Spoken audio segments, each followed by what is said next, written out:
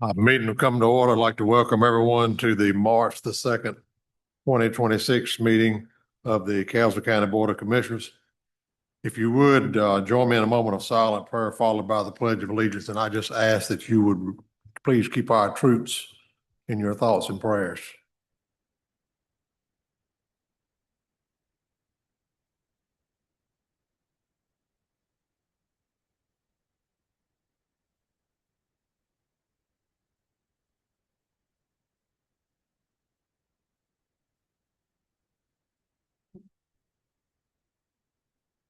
Amen. Pledge allegiance to the flag, the United States of America, and to the republic which it stands, one nation, under God, indivisible, with liberty and justice for all.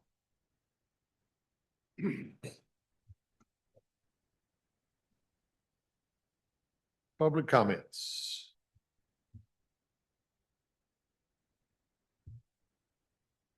We do not have anyone signed up. All right, thank you. Recognitions, I'll start with you, Commissioner Clay. Commissioner Ingram, Commissioner Rose. Yes, sir. Thank you, Mr. Chairman.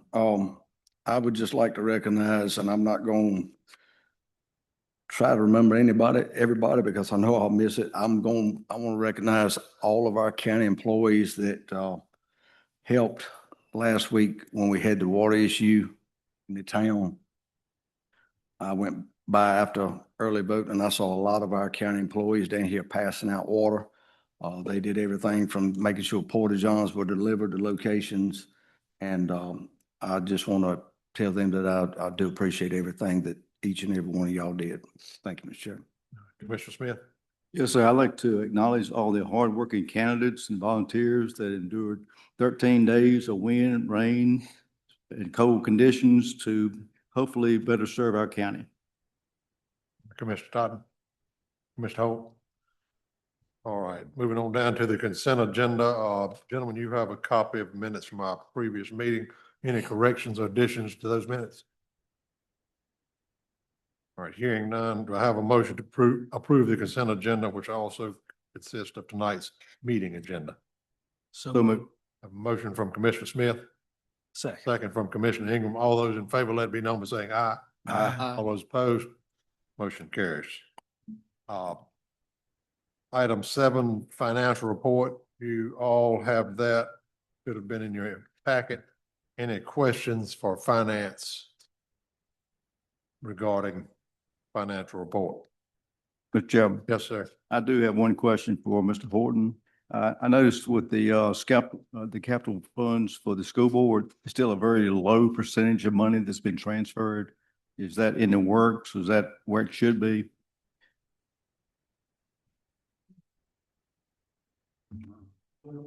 Transfer capital funds to them on a monthly basis. If you're talking about the 800 and some. 888,000. It showed about 5% being transferred. They haven't requested any of that money to be sent. So the deal was that they would submit invoices showing what they have done and we have not received anything, so we haven't automatically sent anything. Understand. Okay. Thank you.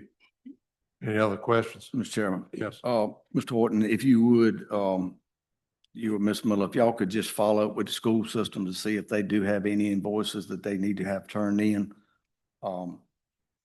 Thank you.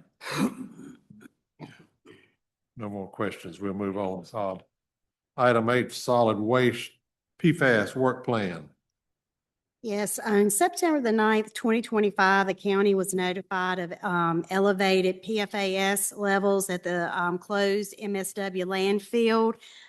We have completed a receptor survey and developed a work plan, both which were submitted and approved by the state on February the 23rd, 2026. The county is currently sampling the on-site drinking water well, and depending on results, the work plan may require revision. Otherwise, installation of 2 monitoring wells and additional surface water sampling will proceed, with most cost included in the FY 26-27 budget. And we just wanted to present this information to the board so you could see where we are, just to have as a, an item where we're sharing information with you. And Mr. Fuqua is here tonight if there's any questions. Any questions? Mr. Chair, Yes, sir. Ms. Williamson, what date did you gave a date? What date is that? Once we were notified, that was September the 9th of 2025 when we were notified about the levels. And then we had to complete a receptor survey and develop a work plan, and they were submitted and approved by the state on February the 23rd of 2026. And this is just a continuation of, seeing where we are and the steps where we're at. And Mr. Fuqua, you can correct me if I'm wrong. They're still not certain if we're going to need 3 wells or not, but we definitely are going to need the 2.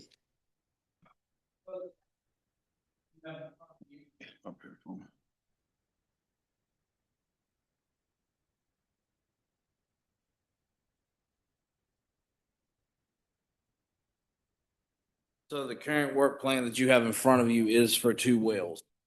The geologist from SM&E recommended we go ahead and test our drinking water well ahead of our spraying sampling. So that way, if we do see that it's contaminated, we will have to modify the work plan and add a 3rd, possibly 4th well. We're hoping no more than 3. So we are in the process of testing that. We submitted to the lab for the samples, and they'll be on site to test it, and we'll have 2 to 3 weeks, and then we will be able to know if it's negative. This work plan is already approved. We will go with it. Then SM&E can give us hard numbers for what we will have to put in the 26-27 budget to pay for the wells installation and the lab fees for the wells and for the groundwater sampling. Questions? Mr. Chairman. AJ, when these 2 wells are put in, are y'all gonna try to push them out as far as you can to that property line area, I guess, rather than digging them close and then the levels showing up and then having to move them further out? So if you look on, I think it's figure number 1, you will see their MW11S and MW11D. That's where the geologist wants to put them. I inquired about, you've mentioned before, Mr. Rose, about pushing them closer to the property line. They don't want to do that. If my drinking well is positive, they will be pushed all the way as far as we can get them. But they said if it's negative, they want to go there so we can see. It gives us a little room for treatment, where if we push them to the property line and then they're positive, then we're going to have to be getting contracts, consent, and paying somebody to allow us to put a well on their property. So they want to have a little wiggle room. Okay. But what do you do if you drill one of these wells where they're saying to drill it at and it comes up positive? Then you move it off to the property line and that one's positive, you still gonna have to go off further, correct? If this one is positive and we put another one in closer to the property line, they're telling me that we would use either 11S or 11D, which one of them is going to be shallow, one of them is going to be deep, as possibly a treatment well, and we can show that we're treating for PFAS and we may not have to go any further than the property line. They're estimating that my drinking well will be negative. If my drinking well is negative, 11S and 11D should be too. Has this ever been tested before? Has what been tested? Tested for this before? Yes. So 2 years ago, I think it was, the state made all the landfills, closed landfills, do 2 rounds of PFAS sampling. We didn't hear anything about it again until on September 9th when we got the letter saying we were not compliant. Then we come before the board. We got with SM&E. We did an extension. We did our survey, receptor survey, and work plan for this. But just about every landfill in the state of North Carolina has PFAS.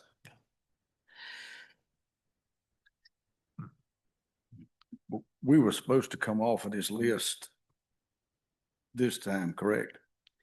Yeah, so we've talked about that with the geologist, and they're in contact with the state a lot because they do way more bigger landfills than Castle County. So after we do a round or two of PFAS, we still may be able to come off. My actual representative from DEQ was on site last Wednesday for an inspection, and he mentioned it too, but we're gonna have to have a round or two of PFAS before we can go through the closeout process. One last thing, and it may be in here, I may have overlooked it. Have we gotten a final cost on these wells? So right now, with having to put the roads in, doing all the PFAS sampling and drilling the wells, they're estimating somewhere around $130,000. But we don't know that for sure until we know what the drinking well will do. Once we know what the drinking well will do, then they're going to give me hard numbers. Is that per each or for both? That's for everything. Everything. And the 130 has the contingency of the third well in it, possibly too. So we should come in under that, but you got to understand that when we do, we're going to have to put a road in to get to these roads that we can drive a pickup truck to. So it has to be rocked and stuff. So that's going to be an expense. Thank you. Any other questions? Mr. Chairman, Yes. I would just like to point out that back last August, we added $55 to every household tax bill to cover charges such as this. It's relating to closing the abandoned landfills. So I will tell you that PFAS, going to the lab and having them sample it is not cheap. It's costing over $1,000, somewhere over $1,000 to have one sample pulled out of our drinking well. Because the There were a lot lab of charged questions so about much. what that money is being spent for, and that's exactly what it was intended for. Thank you. Any more questions? Thank you, Mr. Figure. All right, item 9, the in-chip presentation. Costa, I believe you're with us again tonight.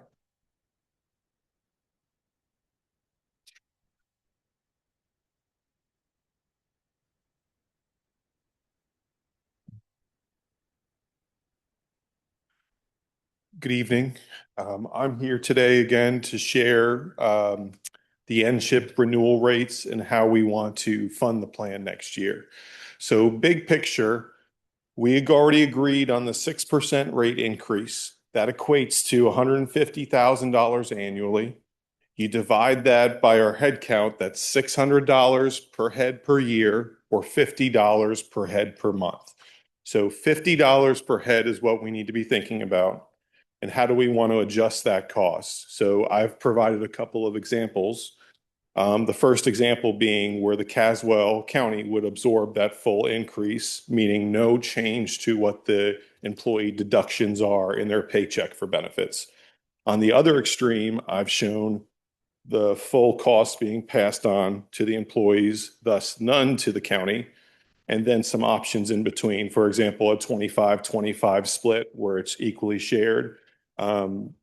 I can provide as many options as possible if you want to look at 40, 10, anything like that. I mean, believe me, I can have those to you very, very quickly. So I guess looking for some feedback, some direction on what you'd like to see. What's your preference? I think that in previous years, we've discussed county doing full funding, a split 50-50. I don't think it would be anything wrong with talking about a 75-25 in both directions. Sure. But I think once you get below that 25% mark, I don't feel like we need to get out any weeds any further than that. Sure. If that's agreeable with everybody, we can talk, he'll do it any way we want to do it. Sure. But Mr. I'll Yarbrough, provide you. Go ahead. I was just going to say that Jonna did say that she would have some very solid numbers for you all at the retreat, which is on the 14th. And this decision does not have to be made until that Monday on the 16th. So she said that some of the information that she gives you all during that retreat would probably help you with making this decision as well. But of course, Mr. Costa can, any way y'all want to break the numbers or see them broken down, I mean, he can do that for you as well.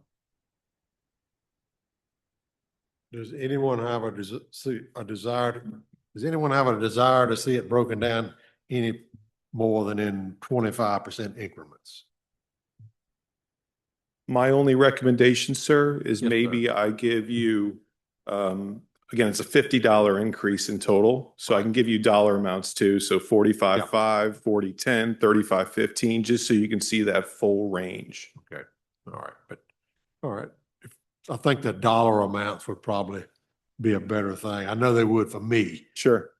It's very equatable, right? You know exactly what's coming out of the paycheck. Exactly. So I can definitely promise by tomorrow to have you those lists and you All right. can have it for your board retreat. That'll work. But we don't have to make the decision on what portion the county is going to fund until our next meeting. on the 16th. Right, at our next meeting, because InChip will need to know by, I think it's at March 26th or 27th, that we need to let them know how we're going to, to, do It keeps us on track for open enrollment by May 1st, excuse me.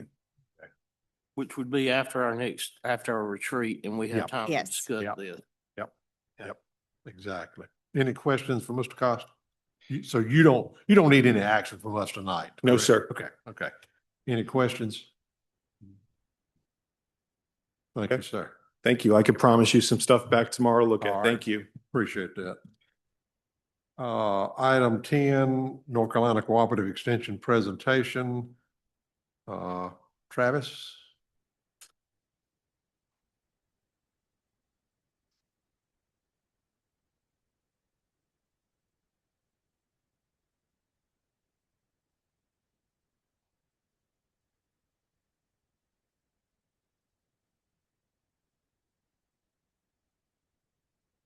Good evening, Commissioners. We're here.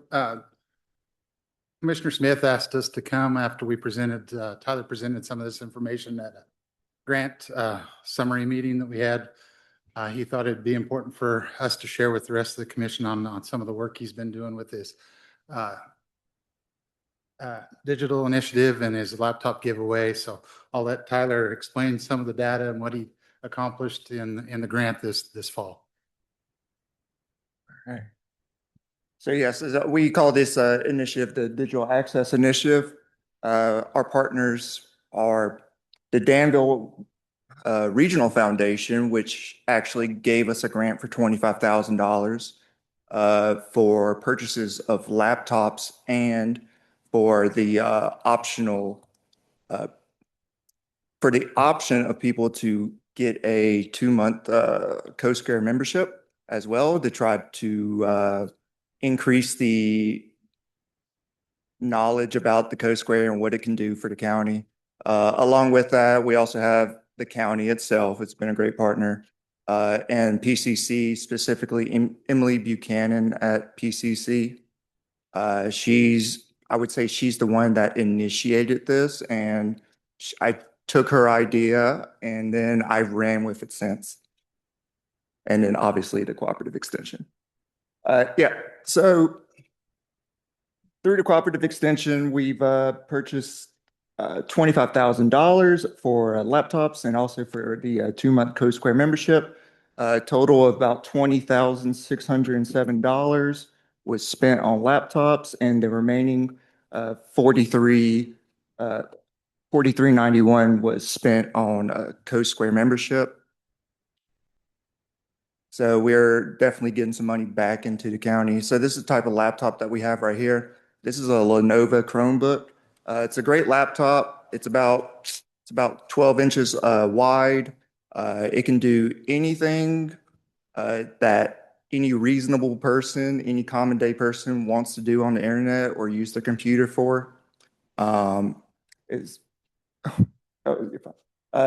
So some requirements for the residents, because I know that was a question that came up last time, is making sure we got this money for Caswell. How do we make sure we're giving it to Caswell County residents?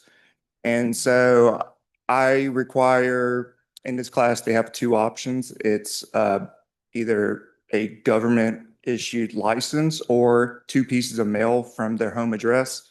That way I can confirm that they are a Caswell County citizen. I have had to tell people they're not eligible because they come from surrounding counties. So that has been a thing, but I've been pretty diligent in the fact that this is going to Caswell County residents. And also with the addition of only one computer per household to prevent the case of multiple people from the same house coming to get the laptop. I want this to try to influence as many households as possible. So the reception has been overwhelmingly positive from the people that I've taught the classes to. They've all been incredibly thankful. I always tell them who's responsible for this. And that would be y'all, the PCC, the Danville Regional Foundation, and of course, the Cooperative Extension. So overall, they're very much enjoying the laptops that we've had. Can we go to the next page? There we go. And so I have 3 slides of pictures and also some comments on them. So this is at the senior center. The seniors have been a great blessing on me, and I feel like I've been a blessing on them as well. So some things that the seniors have said that they felt grateful for, and you can see the board in the background on the left picture. And so I summarized some of them. So knowledge, the want to learn, they didn't have one and they needed one. Keeping up with the changes in the world, and communication. So this is in my office at the Coast Square. So I printed out a couple options for people to finish the sentence. With my new computer, I will. And so in these 2 pictures, they have selected new skills. One of the things that I do with it in my class is we make resumes in the class so that those who don't have jobs, potentially want one, are able to know how to create a resume, and so then they can go and apply for jobs from there. Some remaining pictures. So I asked people, like, what are you going to do with the laptop? And so some of the answers that they gave to me were they're going to do telehealth appointments. As we know, doctors are pretty far away from Caswell, so telehealth is a viable option for many people in Caswell County. And so it's very hard to do on a phone. So they specifically told me telehealth. I've been told they're going to work on their small business, as well as like communicating with family, whether that be Facebook or email, learning new skills, and just staying connected with the rest of the world and their family members in Caswell, maybe outside Caswell. And a lot of times as a result of getting the laptop, they're learning new technologies along the way. So I have some numbers for y'all. So these are numbers based in 2021, because I got these numbers from the North Carolina government's website, and this is the last time they've updated the numbers. So in 2021, about 15% of Caswell County households did not have a computer. And so if you look at the amount of households in Caswell, it's about 8,700. So that would mean about 1,320 households did not have a computer. So after giving out the 80 so laptops, it's approximately 6.26% of households that did not have a computer will now have one. And so I believe that's a huge boon for Caswell County. And so I've made a list. I went through all the data that the state provided me. And so I made a list of the initial ranking of Caswell County in terms of households that did not have a computer. So we can see Caswell County is ranked 82nd. And that's with that 15.17% number. And if we go to the next slide, afterwards, we can see that Caswell County has bumped up to 71. So that's an 11 position jump. And we can see the percentage now is 14.22. And so that, I mean, 11 spots is a pretty big jump. So going forward, we're going to be looking at expanding upon what we've done with these initial laptops. We're going to go back to the Danville Regional Foundation, report our results, and we believe, and I've talked to Emily Buchanan about this, we believe we can get more money this time around. No guarantees, but that's the hope. And so with that extra money, we hope to purchase even more laptops, as well as expand upon the program. So the first round was a trial. It's gone amazing. And so from here on out, we're going to try to expand on that. As well as we're going to have some trainings on artificial intelligence. I think we can all agree that that's a booming industry right now. We're going to talk about social media marketing for small businesses here in Caswell County, and as well as county employee trainings and computer applications. And that is it for me, Commissioners. Thank you. Are you the one teaching the classes? Yes, I am. You are? Yes. So you'll keep on teaching? Is it like a full-time thing you're doing, or is this just gonna be in? No, it's so yes, my position is full-time. So I'm the one that creates the classes, makes the classes, and then teaches the classes as well, give away the laptops. So this is just one aspect of my job. So I do plan on staying here and continuing these classes as long as the money's coming in from these grants that we're getting. Any other questions? Mr. Chairman, Yes. I would just like to personally thank Travis and Tyler for bringing this program to the county and seeking the funds, and hopefully the Danville Regional Foundation will see fit to give us that much money again, and we can continue to bring our citizens into the digital age and help fund CoSquare. Wholeheartedly agree. Thank you. Thank y'all. All right, item 12, economic development updates, Mr. Bowman.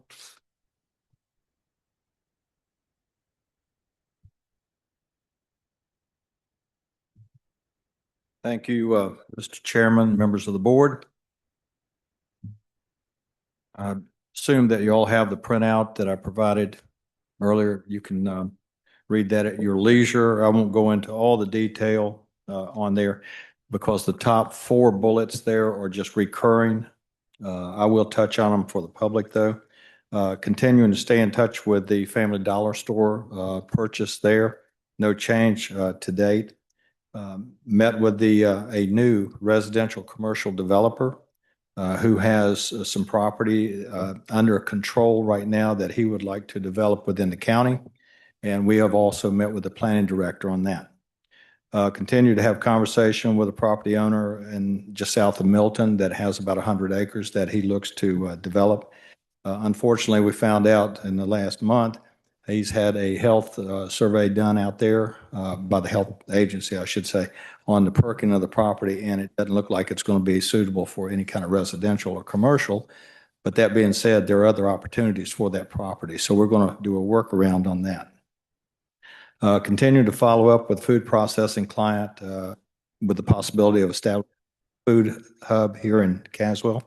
And they already, as mentioned before, they already have a location. So this would be the second opportunity for them.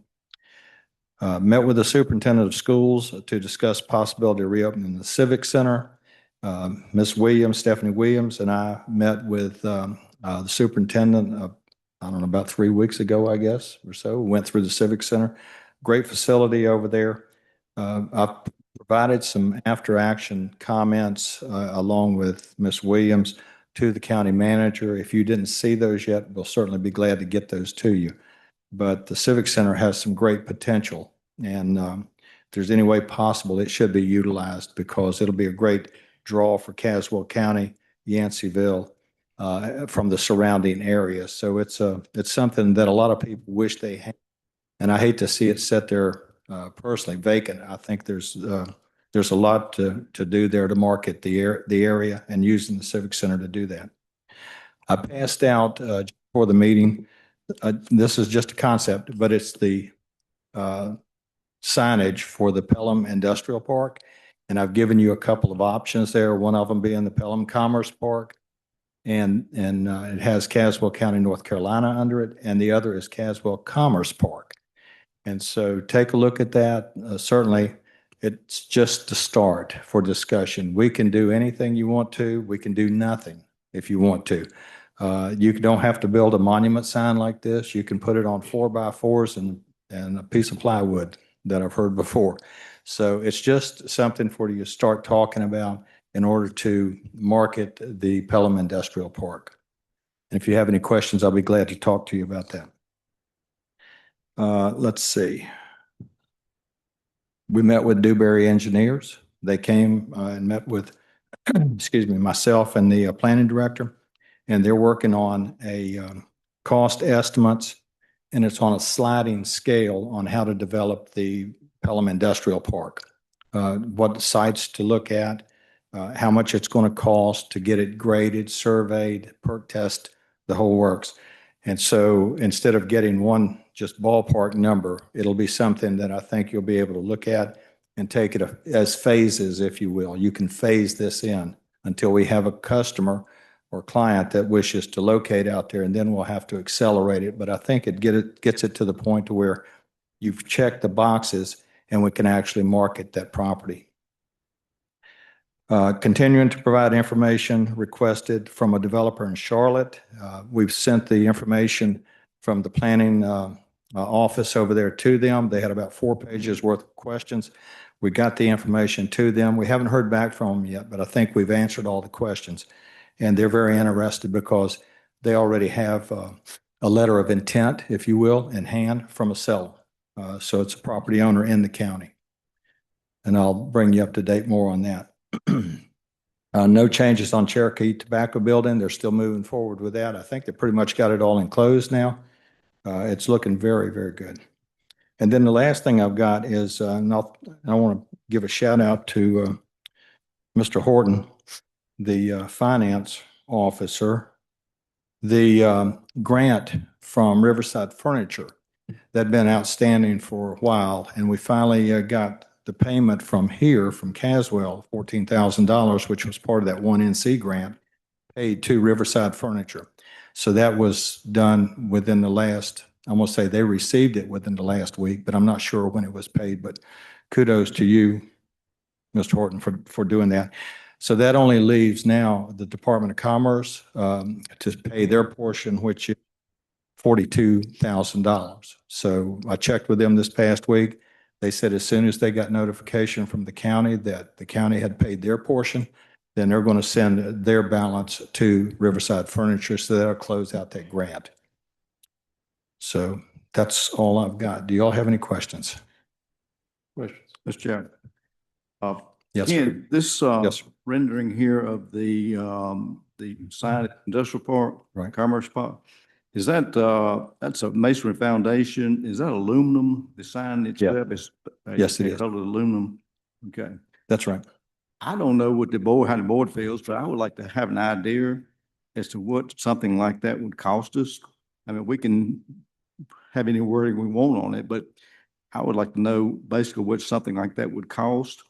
With the retreat coming up, I don't know how much time it would take you to do that, but you know, we have some funds and we can decide whether that's a priority or not if we knew how much it, within reason, how much it would cost us. Right. I can do that. I can tell you it's probably going to be expensive just because of the monument type sign. It's about 14, anywhere from 10 to 14 foot long, about 5 foot tall. When you add in the masonry, the aluminum, the lighting, the shrubs and all of that, the landscaping piece, it's going to be upwards of probably about 20,000, I would say. And that's just a guess. That's not something in concrete. So that's just to give you an idea. It's to start the conversation now. And again, this is just one cut of this. We can go back and we can get different renderings. So to reduce the cost or however y'all want to do it. Okay, so if we decide to do this, then it needs to be done one time. It needs to be a location such that it will not need to be moved. So you may want to think about where that location would be as well. Okay. And I think it also, I'm hoping Dewberry will come back with some drawings on where we can put an entrance in the park. And once they come back and give us that, then we can share that with you Let y'all make a decision if you want to go with that entrance and then put it, accordingly where that entrance is. Thank you. Any other questions? Mr. Holt? Obviously, I've been in here over 3 years and I've missed something. Yes, sir. When did we decide to hire Dewberry? When did we decide to start laying out the lot, pay for it, building these expensive signs and pay for it, grading and pay for it, permits and pay for, septic tank? When did all this get approved to do? Are you asking me? I hope I not. guess I'm asking everybody if somebody could help me out, because I do not remember approving any of this, not developers.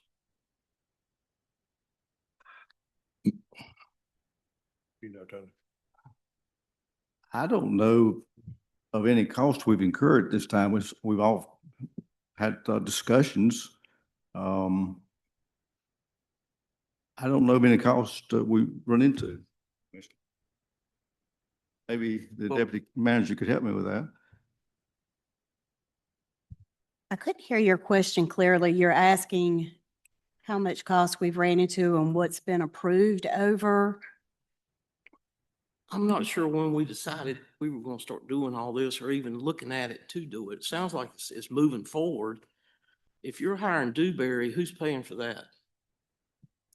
The county would be paying for it. That would answer that question, Tony. Anything, Commissioner, anything that's being done right now is what I'm doing. There's nobody been contracted outside of me. And so all of this research you have here to include the rendering, I did that myself. So I haven't gone out and hired anybody to do this, or you won't be getting a bill on it. So I've been doing this myself in my own house. So these are things that I'm doing. But as far as the guidance is concerned, I was asked to see what it would cost to go out there and do a lot, if you will, back when Cherokee was doing their grading. I was asked about the sign, some signage to help market the property out there. And that's pretty much where it's going. But there hasn't been one dime spent on any of this yet. Who asked you to do this? A couple of the commissioners. I don't know what meeting it was, but it was tossed around. I do remember, but I can't tell you if it was 6 weeks ago or 6 months ago. I don't remember that part. Well, this is the fourth time this has come up. I've been keeping count. Yeah. Each time nothing has been decided. No. Once you ask if anyone makes a motion, and everyone up here was silent. So I thought it had gone away. No, at our last meeting, It wasn't, it was about 3 weeks. yeah, but at our last meeting, Commissioner Ingram asked that we put off a decision on changing or leaving the name the same, and the board agreed we would put it off until a later date. That was at our previous meeting. I can't remember back that far. We've got approximately $75,000, I think, remaining from the land sales to Cherokee. And I think we had earmarked that for improvements in the industrial park, whether it be signage, roads, or preparing a lot for a future shell building. So there's not been any decisions made. These are all just ideas we're throwing around. Any other questions, Mr. Bowman?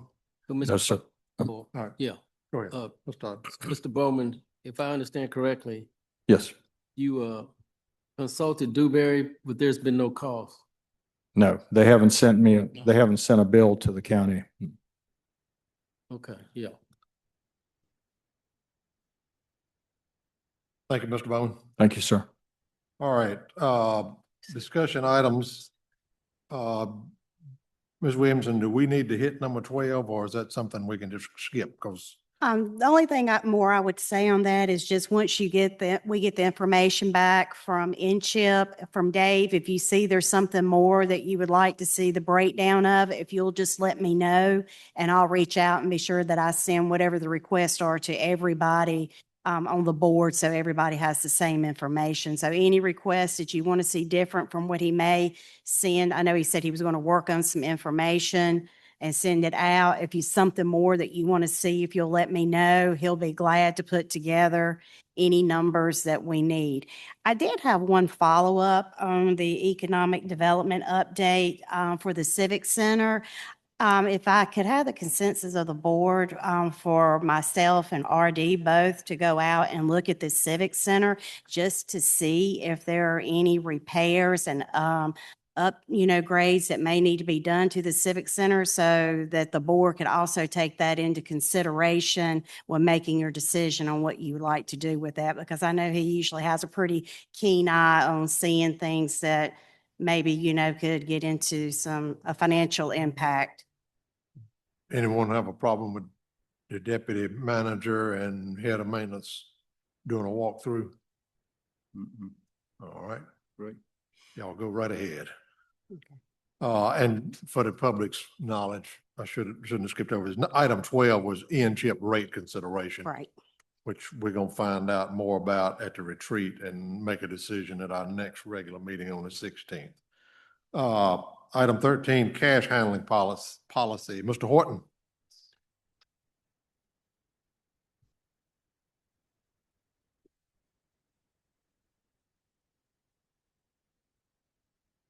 Commissioners, what you have before you is an attempt to directly remedy a financial performance indicator of concern that resulted from the FY 24 budget.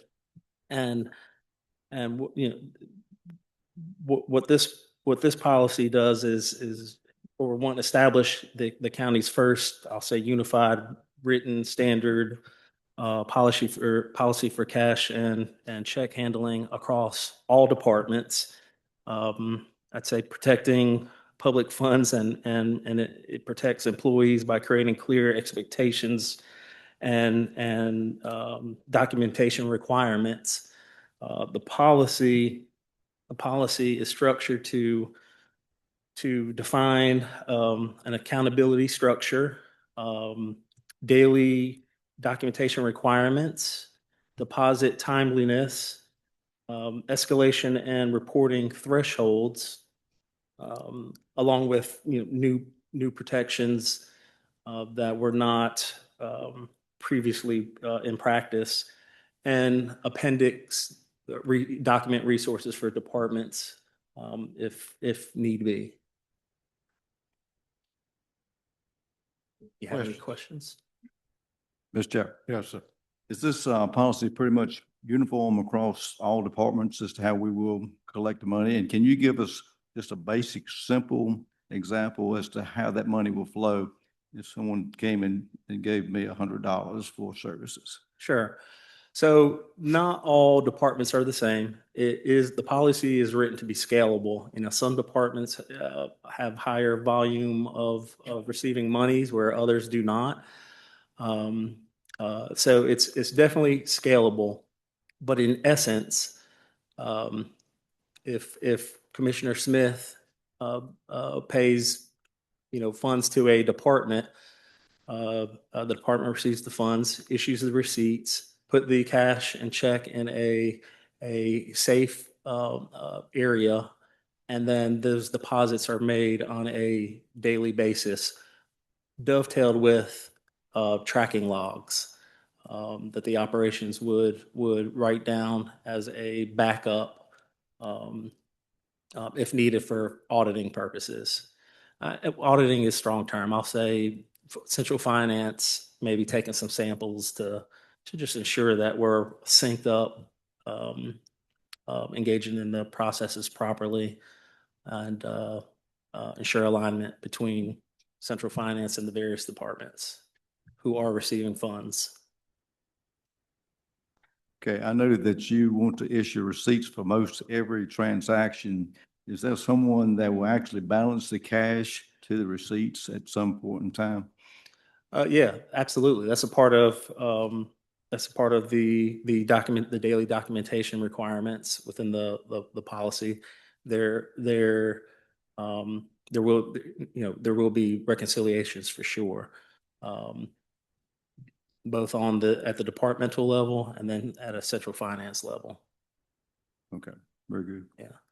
And the policy, just to be transparent, I leaned on resources from the LGC, along with, interpreting general statutes. So it's a policy that's pretty consistent, that, a lot of different counties use themselves. Um, yeah. Can you explain to me and the board how CoSquare collects their funds? I know they're a little bit different animal there.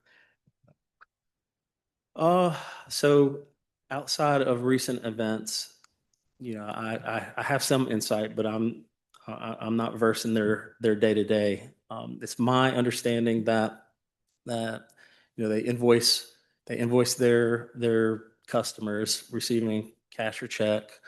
I believe they also have the ability for debit and credit cards. Yeah, okay. They have the ability for debit and credit cards. Um, and I'll be honest, I'm not sure if they're bringing their checks to the central office or if they're in. Yeah.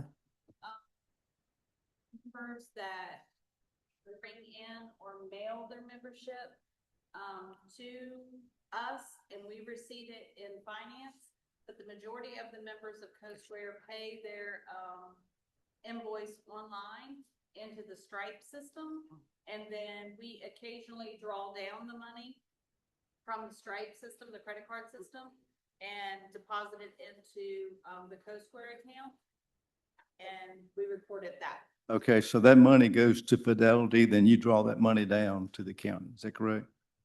Well, I'm not sure what bank, it goes to they pay it to the Stripe system. Yeah. And then we draw it down from Stripe. It goes from Stripe directly into the Fidelity CoSquare account. Okay. And then we record the revenue. We record the revenue once it is transferred from Stripe to Fidelity, but all checks that are brought in are recorded the revenue immediately. And then their payment typically will show up in CoWorks, which that's what Crystal over at CoWorks is able to look to help see with payments when they've been made. Okay. Thank you. Any other questions? Mr. Chairman. Yes. Mr. Horton, so basically this policy is going to tighten up considerably. Yeah, I mean, Better account, I guess, of the. It's gonna, yeah, standardize the processes and expectations. There was some ambiguousness surrounding the processes, because, again, different departments operate in different ways. So just it's our attempt to standardize and scale accordingly, keep some consistency. Mr. Chairman. Yes. I know this is on for discussion. Is this something that the board is going to have to adopt? We will have to adopt it. It can be just for discussion tonight, but if the board is comfortable with it, it can be adopted at tonight's meeting. My only, I guess, as soon as the board, I guess, Mr. Horton adopts this, you're going to start implementing it, correct? Yes, but I would like to request a 60-day grace period, because some departments, the process is going to be unfamiliar and new. Right. And I would like the opportunity to kind of develop some basic training for the departments to have, and so just so it's not too much of a shock, just kind of phase it in. But basically, once the board votes on this, whether we approve or disapprove, once that happens, you'll go ahead and start that training to get that. Absolutely. And that's something we can do at one of our department head meetings too. That's when we seem to capture most folks and are able to get that type of training done. And we tell them anyone else in the department that is making those deposits to come to that as well. So that way we're able to get everyone in that one setting. Mr. Chairman, I know it's on for discussion, but I'll make a motion that we approve Mr. Horton's policy concerning the cash on hand policy. I have a motion from Commissioner Rose that the cash handling policy be adopted. Do I have a second? Second. I have a second from Commissioner Smith. Discussion. Yes, Mr. Stoughton. Mr. Horton, so no cash from all departments, no cash will be carried over to the next day. It all has to come into central. or deposited. That's, deposited. yeah, that's ideal. But again, that kind of goes back to some departments are different and it's scalable. So in the policy, I word it to where if a department, has, it's hard for me to think of an example, but extenuating circumstances where that is not necessarily the case, they can't do that. Well, there's a formal process we engage in that makes a slight exception for that department. And then that gets reviewed, that exception gets reviewed on an annual basis by central finance. Okay. Yeah. But ideally, we just, Oh, ideally, it's every day if we Okay. can, if we could do it. all right, thank you. Any other discussion? Is this the first cash handling policy that the county has had? Good question. Yeah, I was, yeah, I was researching because I'm not a policy development guy by trade. So I was hoping to have a template to work off of. And despite our best efforts, we just couldn't find one if it did exist. So evidently, Mr. Claggett, to answer your question would be yes. Yes. Any other questions, comments? Yes, I do. Mr. Yes, Chairman. something. So this is basically staying in compliance with general statute. Yes, the general statute was my pillar in developing this policy. Thank you. I have two questions, one for you, Mr. Horton.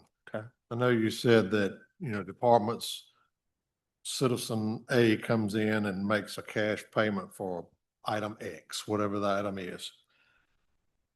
Do all of these departments have somewhere secure to keep that money?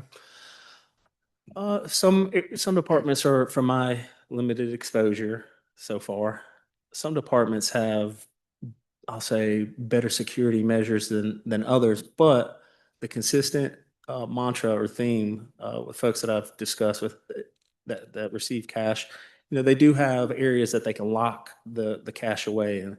So they have a bank bag that in some instances can lock, but then they'll take their bank bags and typically lock it away in a cabinet, desk, So it's just not put in a desk drawer until the end of the day. Hopefully not. That's not my understanding, especially for the departments that have higher volumes. All right. And Mr. Attorney, have you had a chance to look over this policy? Yes, sir, Mr. Chairman. You're satisfied? Yes, sir, we are. I've had multiple conversations with Mr. Horton, and he did a great job drafting this policy, and it is in line with our state statutes. All right. Any more discussion? Hearing none, we'll proceed to vote. All those in favor of adopting the cash handling policy for Caswell County, let it be known by raising your right hand. All those opposed? Motion carries. Thank you, Mr. Horton. Okay, Mr. Everett, 911 infrastructure.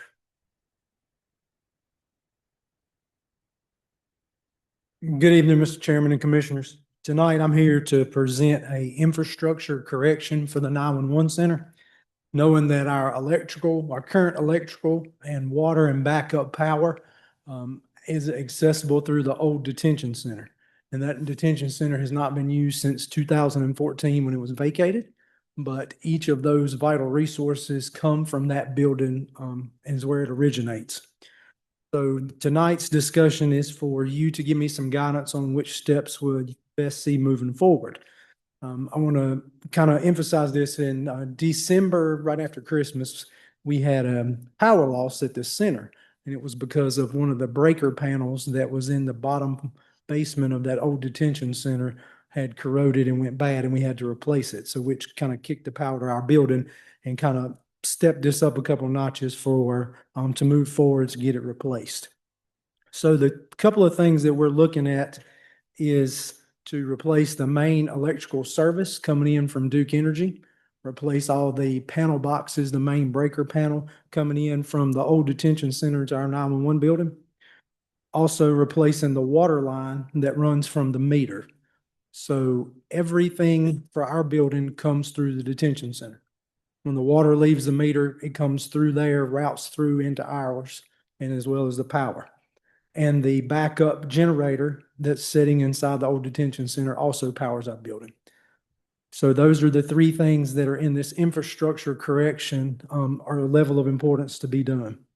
So what would take place is the electrical service relocation would be moved to our building along with a new external breaker panel and a new dedicated service from Duke Energy.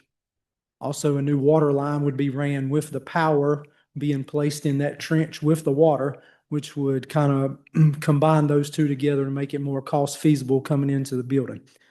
Duke Energy is looking at engineering for a new pole, new transformers, and a new service coming off of that so they can help get the power from the pole to our building. So that one trench that we would incorporate the water and the power in would save us some money. We would also be installing at that time a brand new emergency power generator to go in for the center along with a transfer switch. And like I said, all those components are still in that old vacated building. The estimated cost is kind of broke down several ways so you can kind of have a good idea. On the some original quotes that we did through eligibility in Raleigh with the state 911 board, they have agreed and reviewed it to pay between 125 and 130 of the overall project for the generator, the transfer switch, and the power. Now, they won't touch the water because that's not part of their coverage area of what they put in, but that's some of the things that they will cover. The part that falls on the county would be the $13,000 to $15,000 for the water line installation. And then the remaining portion that we call uneligible items that 911 did not cover. So let me kind of explain what 911 board at the state level has agreed to cover.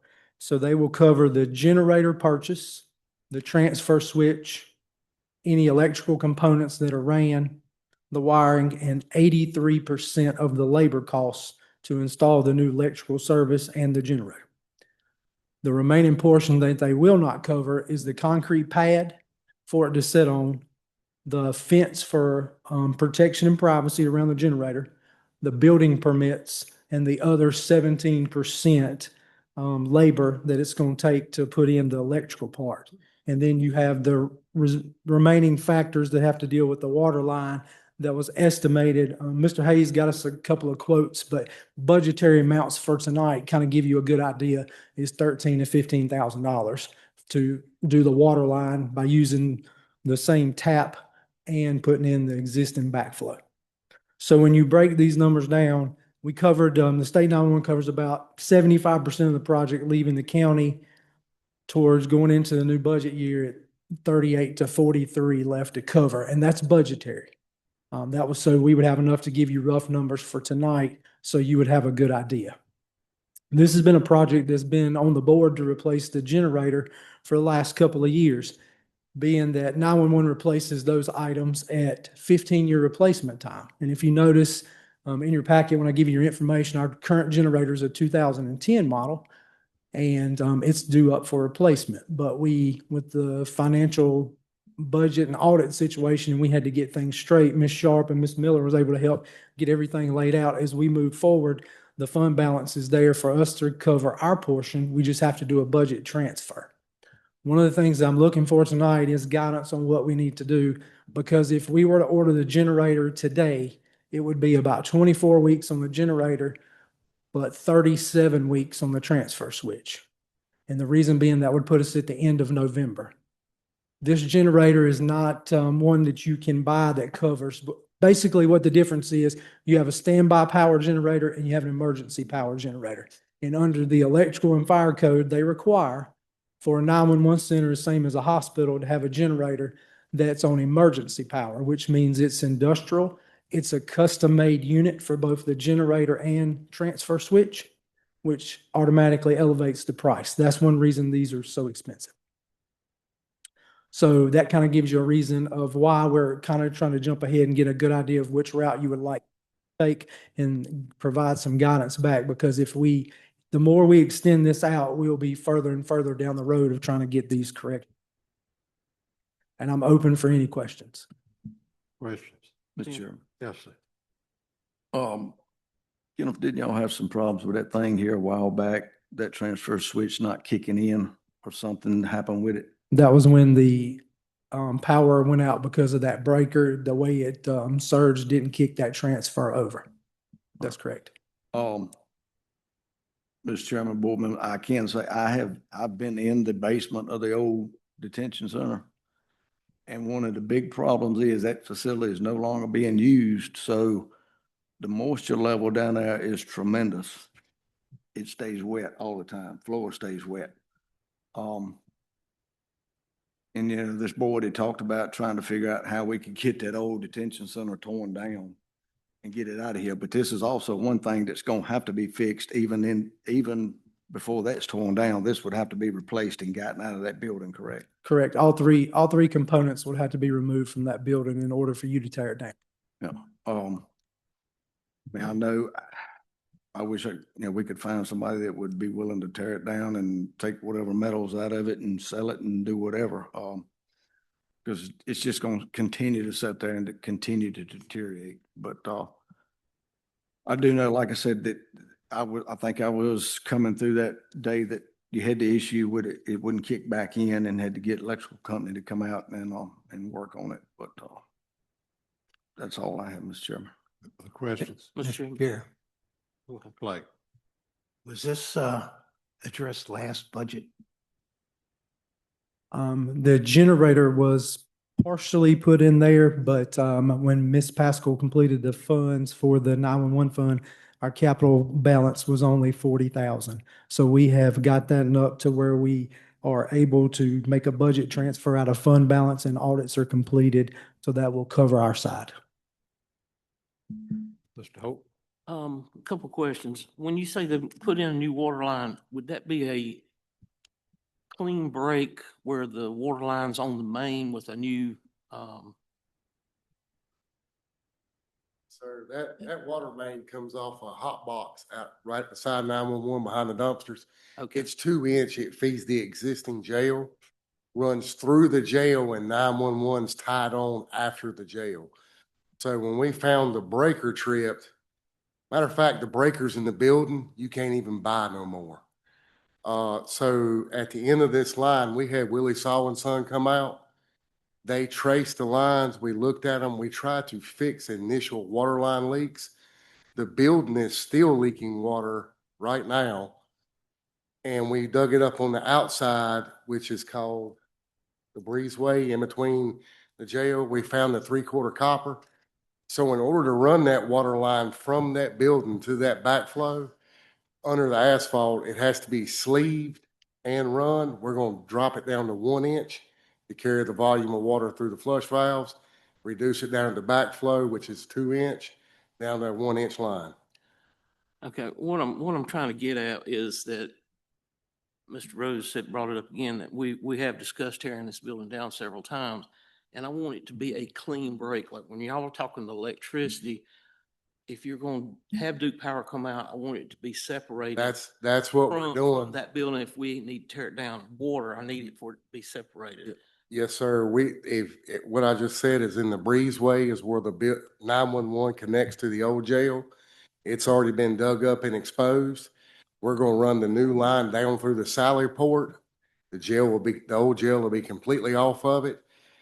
And once we make it through the Sally Port, we're going to go to the building to the generator, take it back to the telephone pole, which is approximately 14 foot to the new backflow. So no power or water will be hooked to the jail at that time. Okay, is there anything that would still be tied in? You might have some gas or something. We have got quotes in the past on tearing the jail down. We cannot do it because it has to be asbestos tested.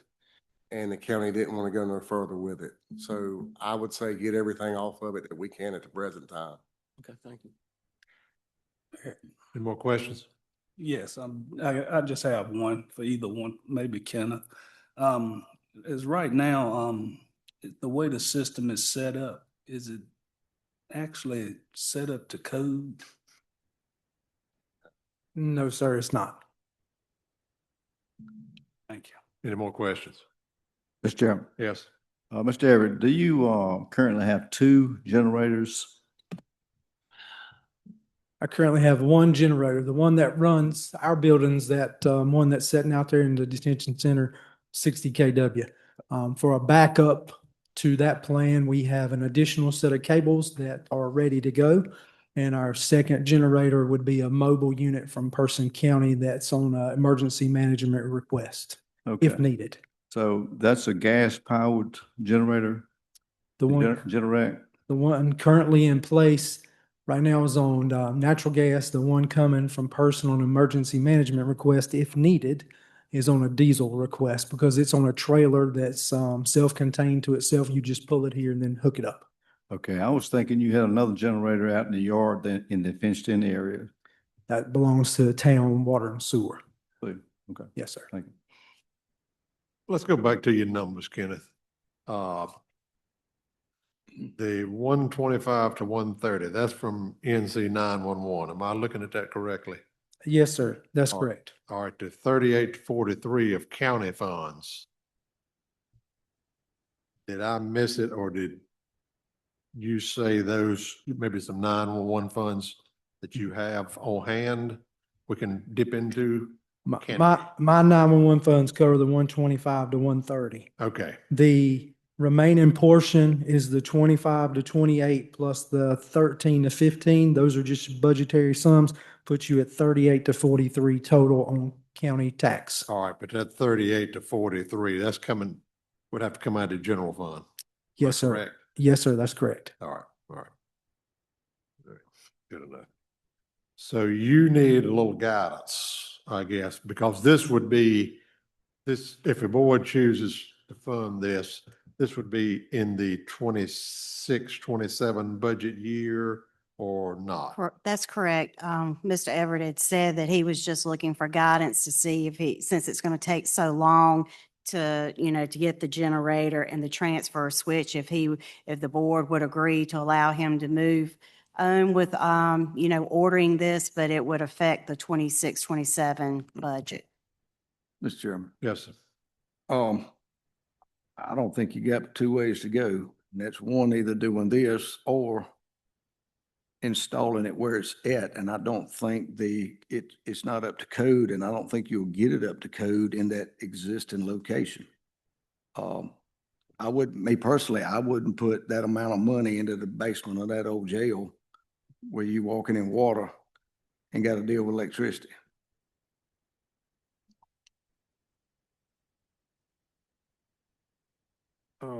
Ms. Williamson, do we need a motion from the board for him to move forward?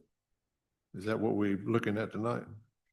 Yes, or at least a consensus, but I would think that you would need approval, because I mean, if we're saying that we're going to go ahead and purchase, allow him to order the generator and the transfer switch, you're committing to these funds for FY 26, 27. What's the pleasure of the board? Or we're gonna have the money to do it? That's the reason I want to know what y'all want to do. I think. We don't have. Mr. Yarborough, since it's in excess of $10,000, We'll would have we need to table it and bring it back to the next meeting? Have to wait. All right. That next meeting will be after our budget meeting, correct? It will. It will. Can we have Ms. Sharp look at this to see, what she sees as far as, since this meeting will be after that, the budget meeting retreat will be held before this next meeting comes. And maybe look at this some at the retreat Yes. Yeah. with our budget numbers? Okay. And also, Mr. Chairman, I don't know, have we ever fully, without any cost to the county, of just having somebody look at that building? I mean, I know we went in and I know there's an asbestos issue, but I don't know if there's any type grants out there, anything that could help us with trying to get this building taken down. We have been talking with, and Kenneth has been involved with this as well, with Chloe. She's through PTRC, and that is one of the ideas that we had suggested with her. But the thing is that they seem to really want to tie it somehow back to economic growth. So we're kind of trying to brainstorm on our end of some different options of what we could do with that if it was, to be torn down. What could we put there, because I don't think just putting up more county facility is going to probably be an option. We're going to have to show somehow of an impact that it's having, and they seem to be really looking at economic growth. But that is something that we are talking with them about. Since we got Mr. Bowman here tonight, maybe you could brainstorm on what we could utilize there to kind of help the situation, because in my opinion, I mean, it needs to be gone. It should have been gone years ago. And I think this, once we get this out, if the board does decide to go through with it, we'll kind of have it standing alone by itself and everything will be out of it. It will be. Yeah, we definitely need to get the stuff out of there. The night we was in there, the inspector actually told us that if it didn't serve a 911 center, he'd kill all of it. Any other questions? All right, we will hit this subject again on the 14th at our retreat. And then we'll see how that goes. Hopefully we can lay this one to rest at our next meeting, Mr. Everett. Thank you, sir. All right, item 15, the PSAP mutual aid agreement. Mr. Everett, oh no, we got a new man at the podium tonight. Good afternoon, Commissioners, Deputy County Manager, Mr. Johnston. Sorry about that. Following guidance from the North Carolina 911 Board, this PSAP mutual aid agreement assures that 911 calls are still answered if Caswell County 911 Center cannot operate due to system failure, natural disaster, or other major emergency. In the past, we have had a written agreement with Person County only. To strengthen our operations and improve reliability, we have extended this agreement to also include Perquimans, Ashe, Stanley, and Rockingham counties. Under this agreement, these counties can temporarily answer our 911 calls if we experience an outage, and Caswell County can do the same for them. This partnership helps protect the safety and ensures citizens continue to receive emergency assistance without interruptions of our 911 system. In the past, we've essentially had a gentleman's agreement along with a written statement between Caswell and Person County, with the understanding that if one goes down, the other would answer calls to the other. Again, like I said, with guidance from the 911 Board and after seeing what the devastation caused to the infrastructure with Helene, we saw 911 calls answered from Mitchell County and Granville County and other parts of the mountains, even through Guilford County to New Hanover. The infrastructure is built to where if we do have a failure in Caswell County and our calls do go to Perquimans, the 911 calls can get back to Caswell County through the statewide Viper system. This is a proven concept, even just as recently as Johnston County has transferred emergency calls to the Unified Command in Thor in Washington, D.C. I'd be happy to answer any questions if anybody has anything. Questions? I'm curious, Mr. Benfield. I understand. I get the person in Rockingham County, but was there a reason or just geographical because one area might get hit, another area? Yes, sir, Mr. Yarber. The state of North Carolina is basically divided up into 4 different regions as far as the 911 Board is concerned. We're in the North Central region. Stanley County falls in the South Central. Ashe is in the western part. Perquimans is in the eastern. The reason we pick those agencies is if something were to happen in the North Central part of the state, then our calls can be transferred to either Ashe, Perquimans, or Stanley. Gotcha. Any questions?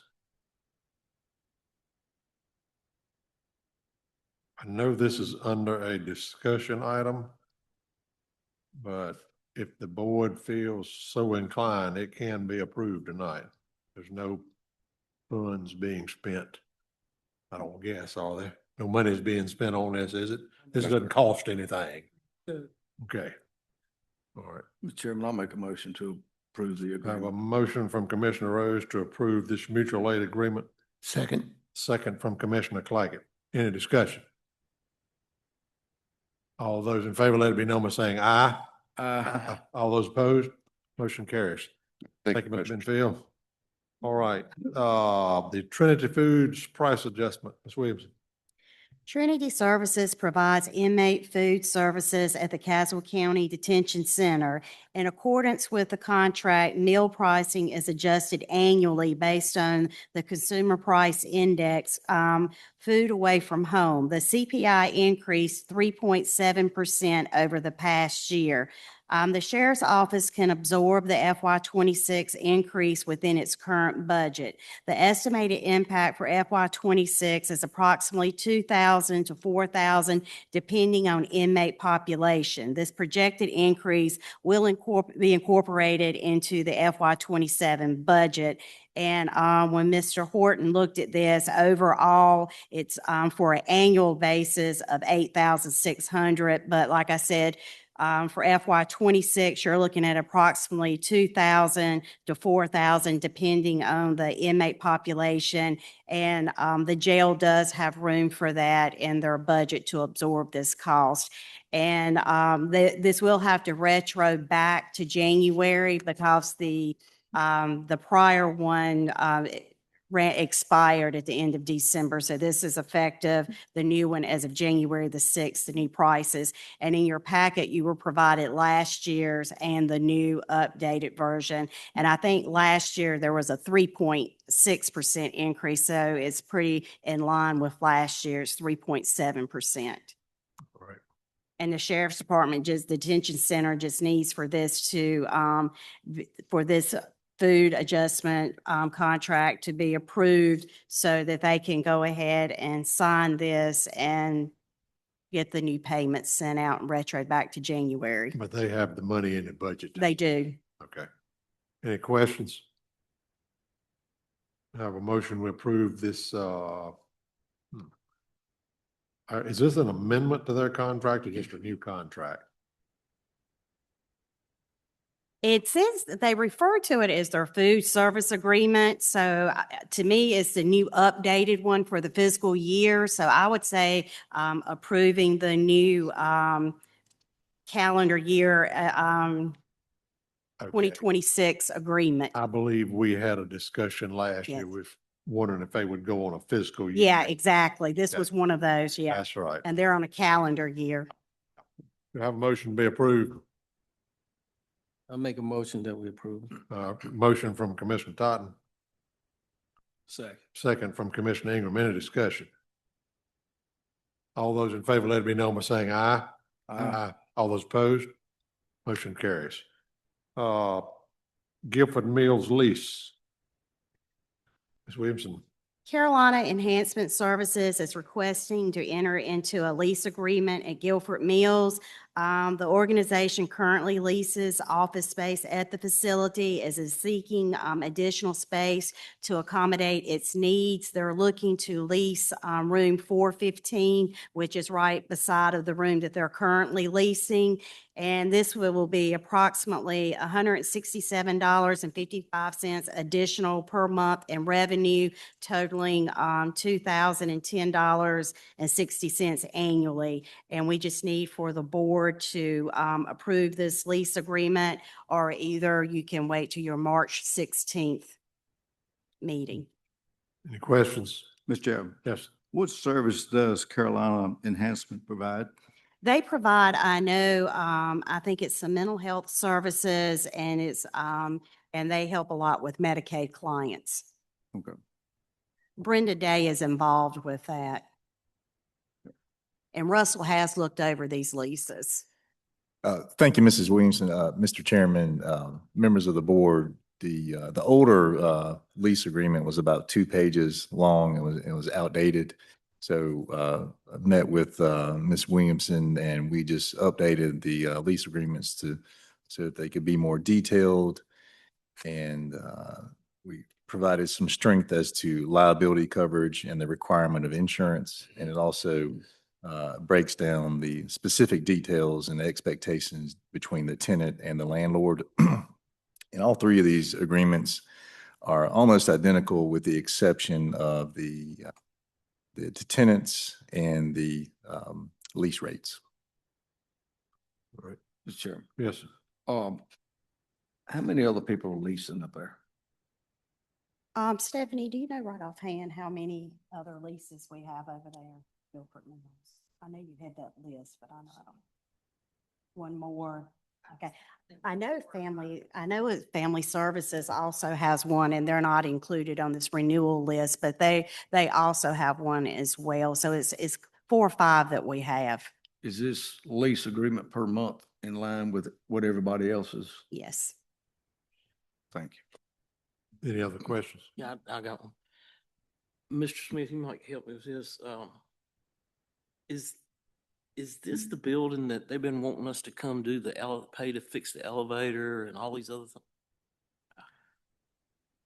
I know this got an elevator or shaft, but I don't know of any request to have the elevator repaired. Do you? I'm not aware. RD's No, not here. it's our, his Right. RD, there he is. The elevators and the Okay. sewer and all that's been done? Yeah, all that. Did we Okay. pay for that? Were we the ones paying for that, or was it Guilford Mills? He said it was required last year by the state, so it was taken care of then. But who paid for it? Yeah, I'm just at a loss of, us paying to keep the building up and then paying them rent. I don't understand. I'm sorry.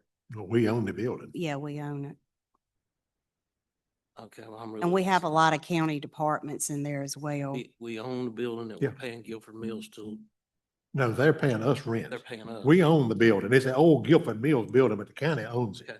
That's just the way, how everybody knows it was the old Guilford Mills. Right. I'm sorry. I've been misled. Okay. Any other questions? We getting revenue. So on this one, this was a new one for Carolina Enhancement Services. Mhm. So wanted, So do you need a motion to approve this one in particular and then go down to the? then we'll go to the renewals. Okay, okay. If everybody's comfortable with this, do I have a motion to approve this new lease for Carolina Enhancement Services, which I think they're just leasing one additional room, Right, what I'm seeing here. correct. So moved. I have a motion from Commissioner Smith. Second from Commissioner Ingram. Any discussion? All those in favor, let it be known by saying aye. Aye. All those opposed? Motion carries. Now the renewal, Ms. Williamson. We got to looking at the lease agreements and seeing that they have all expired. So we're just trying to get them back up to date. Carolina Enhancement Services, Hope Canceling and Consulting, and Roots and Wings have requested to renew their lease agreements at Guilford Mills to continue occupying their current office space. And you can see that Carolina Enhancement, they have room 416. Hope Canceling and Consulting has room 410A, and Roots and Wings lease agreement is room 403.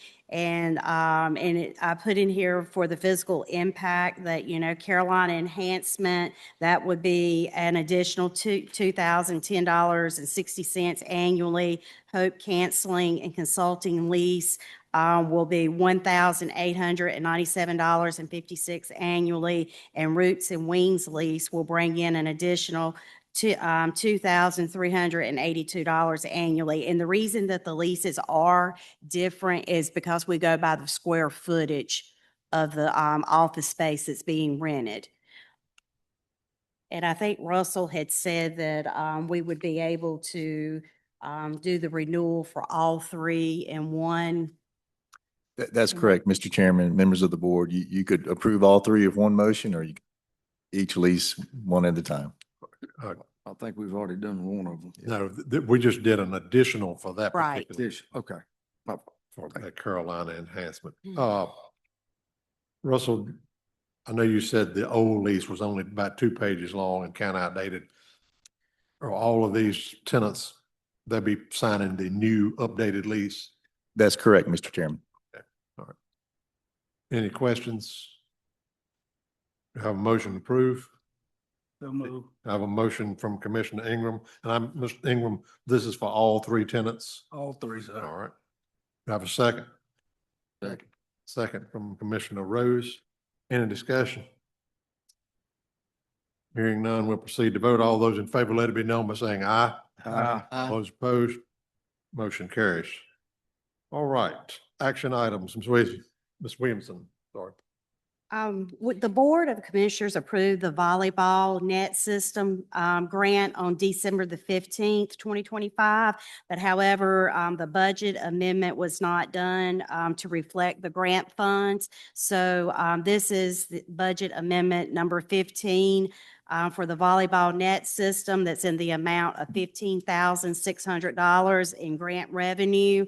And, the expenditures, there's no county match for this grant, and we just need to approve the budget amendment. This, like she said, this is a grant that we voted to accept. Right. Did not make a budget amendment at that time. Do I have a motion to approve budget amendment number 15? So move. I have a motion from Commissioner Claggett. Second. Second from Commissioner Rose. Any discussion? All those in favor, let it be known by saying aye. Aye. All those opposed, motion carries. SHIP grant. And for the next three, it's kind of the same common theme. I brought, I know, 3 grants for the senior center to you at the last meeting to accept, but we needed to do the budget amendment. So this is budget number 16 for the SHIP grant that's in the amount of $3,382. And this does not require any county match, and we just need for the board to approve the amendment because you accepted the funds on February the 16th. I have a motion to approve budget amendment number 16 for the SHIP grant. Motion to I have a motion from Commissioner Rose. Second. Second from Commissioner Smith. Any discussion? All those in favor, let it be known by saying aye. Aye. All those opposed, motion carries. The MIPPA, I reckon that's MIPA grant. Yes, this is number 17, budget amendment 17, and the board accepted the money on February the 16th for this grant. There's no county match for this as well, and it's in the amount of $2,923. And we just need for budget amendment number 17 to be approved. All right, do I have a motion to approve budget amendment number 17 for the MIPA grant? So moved. A motion from Commissioner Smith. Second. Second from Commissioner Totten. Any discussion? All those in favor, let it be known by saying aye. Aye. All those opposed, motion carries. All right, last one, the NCSMP grant. This is budget amendment number 18, and it's in the amount of $5,600. There's no county match that's required, and you also accepted the funds on February the 16th, and we just need to approve the budget amendment. All right, I have a motion to approve budget amendment 18 for the NCSMP grant. Motion to approve. I have a motion from Commissioner Rose. Second. Second from Commissioner Ingram. Any discussion? All those in favor, let it be known by saying aye. Aye. All those opposed, motion carries. All right. Reports and updates. We'll start with you, Deputy County Manager. This morning, myself and Central Finance Office and the Health Department staff and some of the board members met we had a very productive meeting this morning. They've been requesting a meeting regarding their fund balance, and we finally were able to get together and have some discussion on that. I thought we made some really good strides at the meeting, and I feel like we're getting very close to having a resolution there. So just wanted to give an update that we did finally get that meeting scheduled.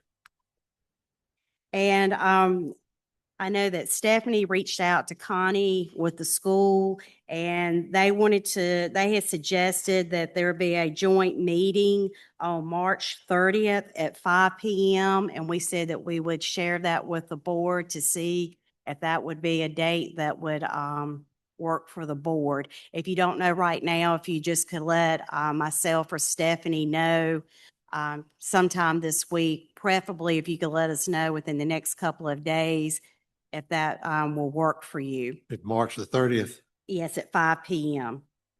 All right, if y'all would, please let either the deputy manager or the clerk know with your availability for March the 30th, the joint meeting with the school board. And last week, I sent out the board retreat agenda to all of the commissioners, so hopefully you've seen that copy. If you have not received it for whatever reason, let me know, and I'll be glad to send that out again. But also be sure that you look at the email from Amy Cannon. She sent out the survey for the commissioners for your feedback for the retreat, and she really needs those back by March the 6th. So please get those back to Amy Cannon by March the 6th. And if you have any questions or anything, she said feel free to reach out to her. And then the only other update I do have, Jonna Sharp did provide me with an audit update right before this meeting. And last week, finance staff contacted the auditors to determine their anticipated time frame for returning to Caswell's audit and their best estimate of when they can complete it.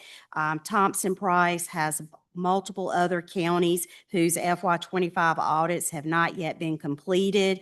As of today, the LGC reports that fewer than half of all county audits are complete, so we're not by ourselves when it comes to getting our FY25 completed.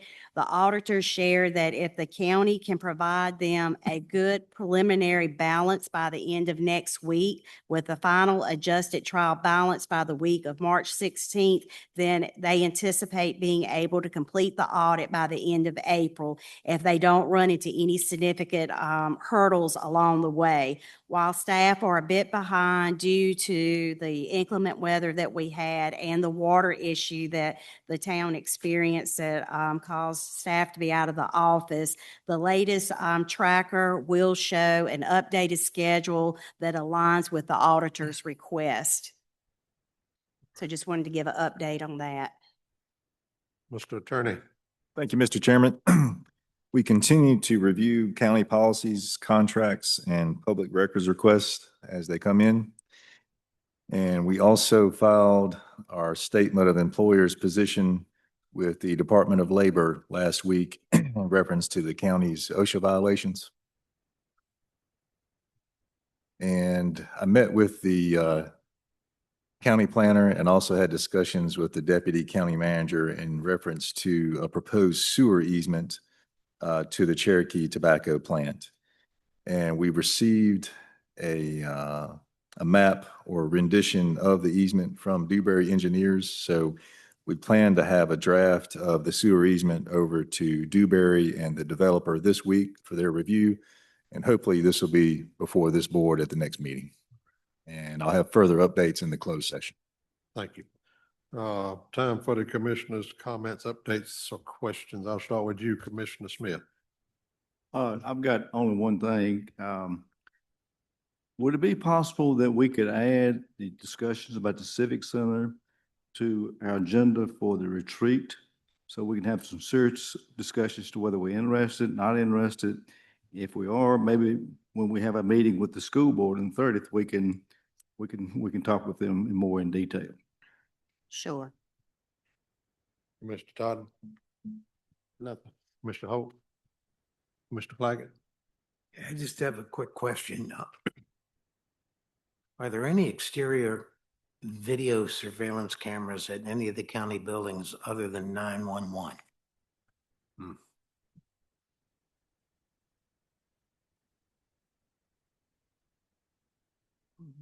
I don't know. Mr. Hayes, you might know the answer to that.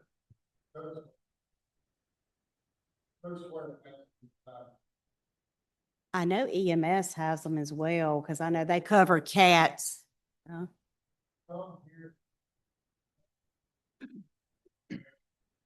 I'm sorry, I can't hear you. He said there is some here at the historical courthouse, but they need some upgrading.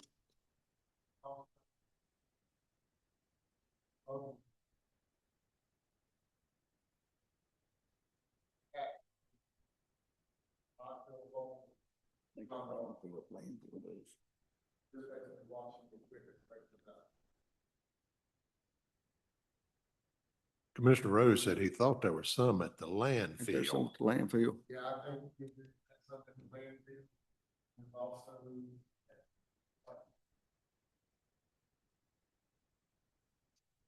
All right, Mr. Ingram. Mr. Rose. Yes, thank you, Mr. Chairman. Just a couple of things. Mr. Horton and Ms. Williamson, I know we got that retreat coming up. And I brought this up one time before, and I'm gonna bring it up again. As we heard tonight with InChip, we got an increase, in the insurance. I would like to see how we can consolidate the vehicles here in the county, fleet down. I want to see if we can do some cutting there to have some funds that we would be able to utilize in the event, these increases, in the insurance. I think that's one way if we could have some savings over here, by consolidating, that we could utilize those funds somewhere else as needed. And one other thing, I was coming through today and I came through 911 parking lot, and I would like to see if our maintenance director could look at seeing what can be done. That thing is in terrible shape. I don't know what's going on with it. And it's something I don't want, and it had to be brought to the board as far as what we need to do. I just come through it today and I noticed, I said, man, it's pretty bad. I know we've had some problems with that thing over the years right there in that one section. So, just a couple of things, but thank you. Just one thing from me. I know when we met, when the water system was down, we met up with Pelham that morning, the emergency operations center was set up over there. I asked a question of the mayor when the town's water system would be back up and running. I believe his response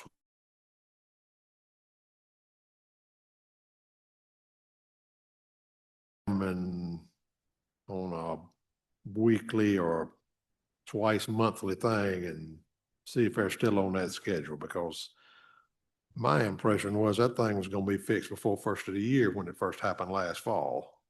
And here we are at springtime, and we are where we are, I know, but that was a bad situation for a lot of folks, I know. All right. Upcoming announcements. This Thursday, March the 5th, joint meeting between the Board of Commissioners, Town of Yanceville, Town of Milton.